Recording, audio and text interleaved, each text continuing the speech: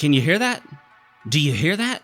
That's the sound of clickbait headlines and sensationalism. No, emulation is not dead. No, Switch emulation isn't dead. And believe it or not even the Yuzu line of emulation is dead. That's right, all those headlines you're seeing are nothing more than clickbait. I'm Fox with RealMarcFoxx, and this is your stronghold for rational, reasonable, real gamers. Let's roll the intro.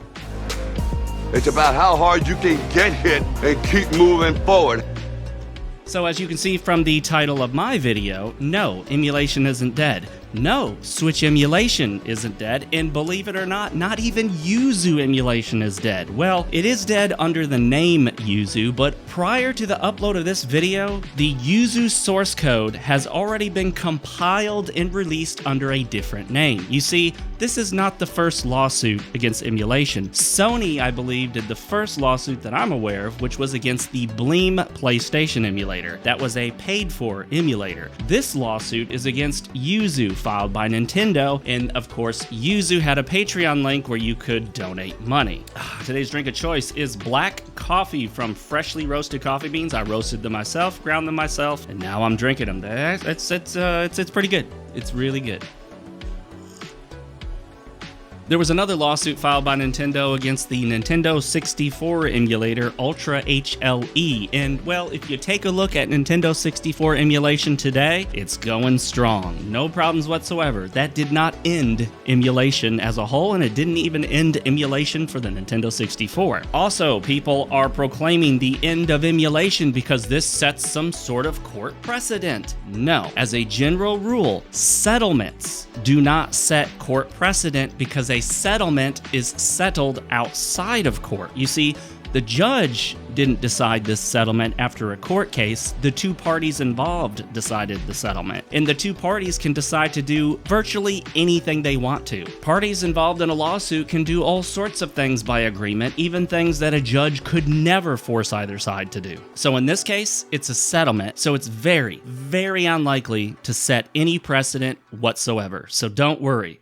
Emulation is still safe. Further proof of that is the fact that not only are all the other emulators still out there, not only are there dozens of emulators still being worked on, but also, like I said before, the Yuzu emulator is still out there under a different name, and I find it highly unlikely Nintendo's going to go after anyone else unless they do the same thing that Yuzu did and generate a lot of money. So here's the lesson to learn from this. If you're going to make an emulator, lay low and don't generate revenue. You'll even want to be careful with those donation links, because even though the Patreon was seen as a donation to compensate people for their time, it generated enough money that Nintendo took notice and Nintendo took action. Do I think that Yuzu, well, the company in charge of Yuzu, do I think the company that ran Yuzu would have actually lost had they fought this in court? Well, it's hard to say, but I would imagine no. Why do I think Yuzu caved? Well, it's really simple, actually. Nintendo has deep, deep pockets and lots of lawyers, and they were likely to drown the Yuzu company in legalese. And Nintendo can basically just drain your resources with legal filings over periods of years. The other thing that comes up in a lawsuit, of which two I've been involved in myself, is the discovery process. You see,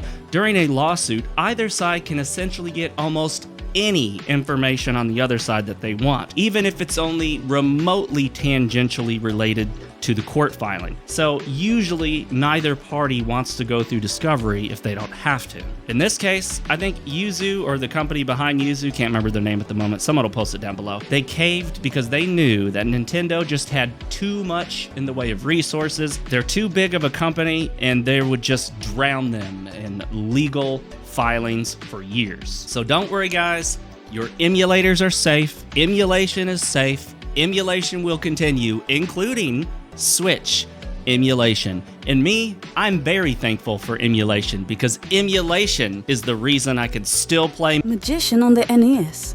Quite possibly, the #1 reason emulators were created in the first place was because people wanted to play Magician on the NES. So how about a Magician remake? Huh? Magician remake? Is it in the works?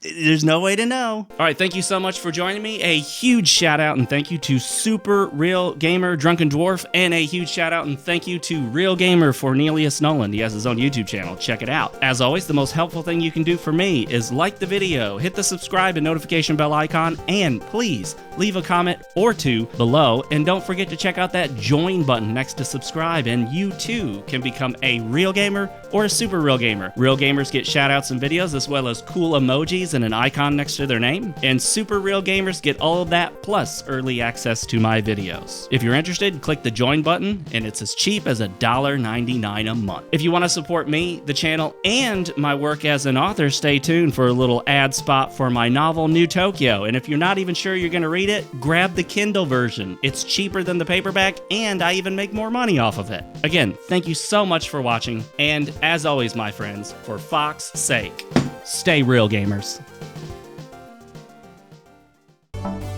Don't forget to grab your copy of New Tokyo, available on Amazon in Kindle, Kindle Unlimited, and paperback formats. Yeah, he must work out.